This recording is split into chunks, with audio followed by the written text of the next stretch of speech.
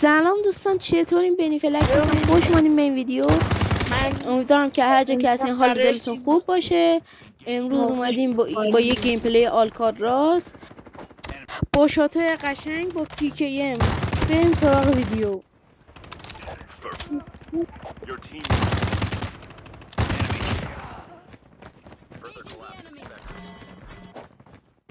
اینجا من نمیدونم یارو چرا گیر داده و همه حتما باید ما رو نایفمون میکرد دیگه. بازش گرفته و یا بیا بزنیمت بری دوباره ریوایو شی یا فرار کن دیگه.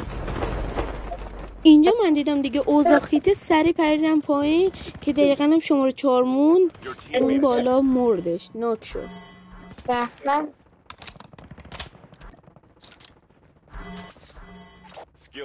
ببین نگاه کن جلو آرکن.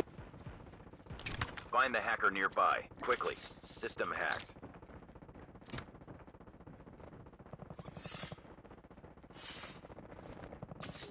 لامصب نمیدونم این پایین چرا آرمور پیدا نمیشد.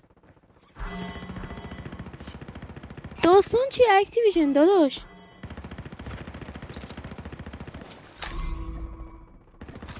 Your teammate has been killed. System hacked. لامصب نمیدونم چرا اسپیار با اینکه روش اسکوپ انداختم اصلا خوب نمیزد.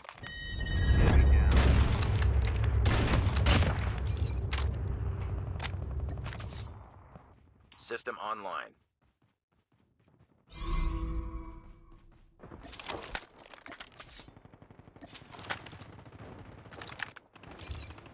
بچه من دیوایسم ضعیفه، چه بسا الان تو رکوردم ولی میبینید که اصلا لگ نمیزنم.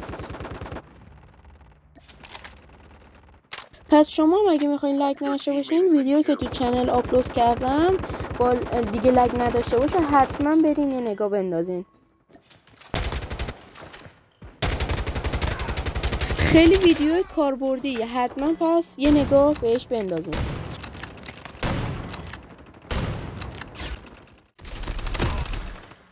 واقعا روزگار بدی، 117 دیگه جواب نیست.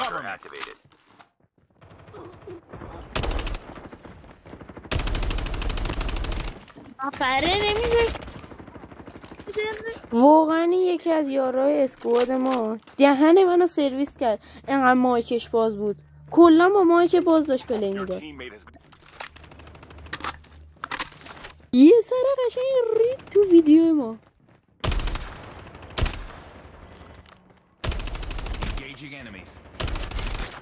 اکنون نمیرالمومنین وارد می شود.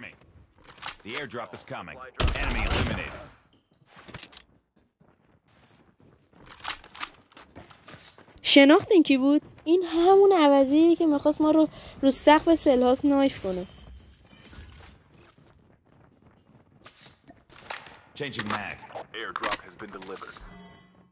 بسم الله الرحمن الرحیم. داشت بینی پیکیه میشو کشید. خداحافظ.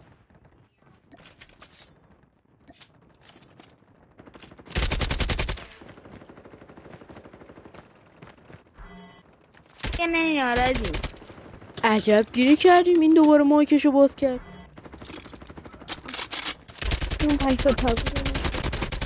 بیا پایین بچه، داشت بینی سرش درد گرفت. بیا پایین مینم. تو هم بیا پایین. یارمون آوردتش پایین. کیل دزدلی تو کامنت ها.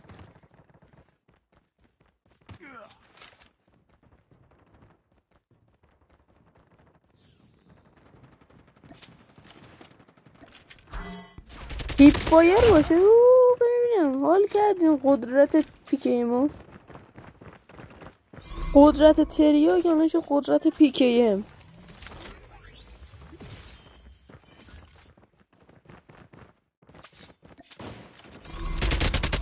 باچه ناموزن رنج رو این چه رنجی داره میزنه. خدا وکیلی این گانه خوبی نی. البته بگم و اتچمنت داشبنی خوبه. ببینم تو